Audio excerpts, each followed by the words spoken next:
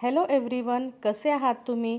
मी सोनम, तुमचं सोनम्स रेसिपीजमध्ये स्वागत आहे। आज आपण करणार आहोत लसूण आणि बेडगी मिरची वापरून अशी मस्त चटकदार अशी चटणी।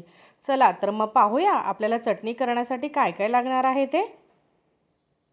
चटणी करण्यासाठी आपल्याला लागणार आहे बेडगी मिरची। मी इथे 4 बेडगी मिरची घेतलेली आहे आणि एक अख्खा कांडी असा लसूण सोलून घेतलेला आहे। हे बघू शकता तुम्ही लसूण आणि बेडगी मिरचीचं प्रमाण घेतलेलं आहे। आता सर्वात प्रथम मी बेडगी मिरची स्वच्छ धुवून त्याच्यामध्ये पाणी घालणार आहे आणि साधारण 15 ते 20 मिनिट असं भिजत घालणार आहे। हे बघू शकता पाणी आपल्याला बेडगी मिरची पूर्ण भिजेल इथपर्यंत पाणी घालायचं आहे। साधारण 15 ते 20 मिनिटांनंतर मिरची बघू शकता ही छान अशी भिजलेली आहे, म्हणजे आपण हाताने सहजपणे दाबून तोडू शकतो अशा पद्धतीने मिरची झालेली आहे।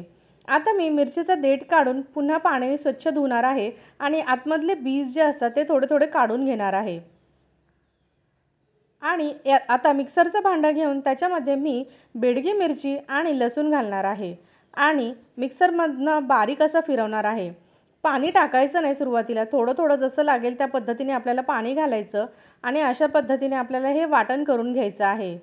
हे बघू शकता तुम्ही फार जास्त असं त्याचे दाणे दाणे पण नाही आहे, पातळ अशी आपली ही चटणी झालेली आहे। हे बघू शकता अशा पद्धतीने तुम्ही ही मिक्सरमध्ये थोडं थोडं पाणी घालून फिरवून घ्यायचं आहे। आता कढईमध्ये मी तेल घालणार आहे आणि त्याच्यामध्ये साधारण अर्धा चमचाचे जिरे घातलेले आहेत। जिरे छान फ्राय झाले की जे आपण वाटण तयार केलं होतं चटणीचं ते वाटण त्याच्यामध्ये घालणार आहे आणि त्याच्यामध्ये चवीपुरतं मीठ घालणार आहे। इथे गॅस बारीकच ठेवायचा आहे, मोठा गॅस करायचा नाही आहे। आता आपल्या चटणीचं पाणी जोपर्यंत आटत नाही तोपर्यंत आपल्याला बारीक गॅसवर हे छान शिजू द्यायचं आहे। तुम्हाला आवडत असेल किंवा तुम्हाला हवं असेल तर तुम्ही साधारण छोटंसं लिंबू असं याच्यामध्ये पिळू शकता। हे बघू शकता तुम्ही आपली चटणी ऑलमोस्ट रेडी झालेली आहे। भाकरीसोबत खाण्यासाठी अतिशय अप्रतिम अशी ही चटणी लागते। कशी वाटली तुम्हाला माझी ही चटणीची रेसिपी? जर तुम्हाला माझी ही चटणीची रेसिपी आवडली असेल तर प्लीज माझ्या चॅनलला लाईक करा, शेअर करा आणि सबस्क्राईब करा। थँक्यू।